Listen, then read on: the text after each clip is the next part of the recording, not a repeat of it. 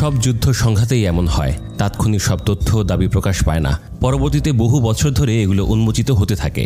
সম্প্রতি Israel Iran 12 দিনের যুদ্ধে ইসরায়েলে 16 জনেরও বেশি পাইলট নিহত হন বলে দাবি করেছেন দেশটির সর্বোচ্চ নেতা আয়াতুল্লাহ আলী খামেনির জ্যেষ্ঠ সামরিক উপদেষ্টা মেজর জেনারেল ইয়াহিয়া রাহিম সাফাভি। ইয়াহিয়া রাহিম সাফাভি এক বিশেষ সাক্ষাৎকারে বলেন, যুদ্ধের প্রথম দিকে ইরানের আকাশ প্রতিরক্ষা ও গোয়েন্দা ব্যবস্থায় কিছু দুর্বলতা প্রকাশ পেলেও সেগুলো এখন মেরামত ও পুনর্গঠন প্রক্রিয়ায় রয়েছে।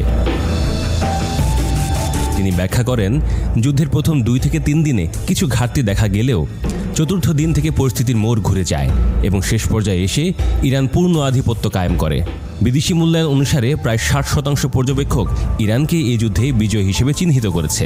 তিনি বলেন যে প্রথম 2 থেকে 3 দিনে দুর্বলতা ছিল, কিন্তু চতুর্থ দিন থেকে ভারসাম্য পাল্টে যায় এবং শেষ দিনগুলোতে বিজয় ছিল ইরানের।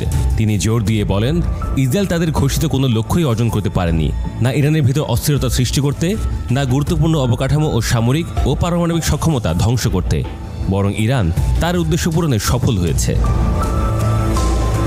সাফাভি জানান, শত্রুর কমান্ড ও কন্ট্রোল সেন্টার, বিদ্যুৎ কেন্দ্র ও টার্মিনালে হামলা চালানো হয়, যা তাদেরকে আত্মসমর্পণে বাধ্য করে।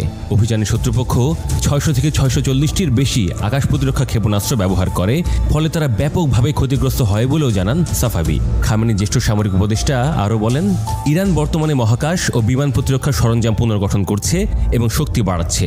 আকাশ প্রতিরক্ষা, রাডার সিস্টেম, ক্ষেপণাস্ত্র ও বিমান বাহিনীর কিছু ইউনিট ক্ষতিগ্রস্ত হলেও নতুন কমান্ডার নিয়োগ ও পুনর্গঠন প্রক্রিয়ার মাধ্যমে সক্ষমতা দ্রুত পুনরুদ্ধার করা হচ্ছে।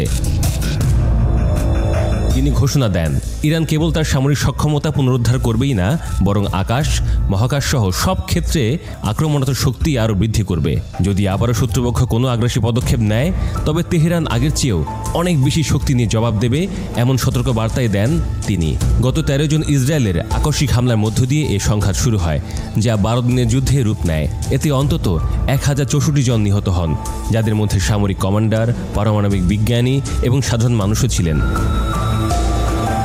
পরবর্তীতে যুক্তরাষ্ট্র সরাসরি যুদ্ধে অংশ নেয় এবং ইরানের 3টি পারমাণবিক স্থাপনায় হামলা চালায়। এ জবাবে ইরানি বাহিনী তেল আবিবের কৌশলগত স্থাপনায় পাল্টা আঘাত হানে এবং কাতারের মার্কিন সামরিক ঘাঁটি আল উদেইদে হামলা চালায়। অবশেষে মার্কিন প্রেসিডেন্ট ডোনাল্ড ট্রাম্পের মধ্যস্থতায় গত 24 জুন ইরান ইসরায়েলের মধ্যে যুদ্ধবিরতি কার্যকর হয়।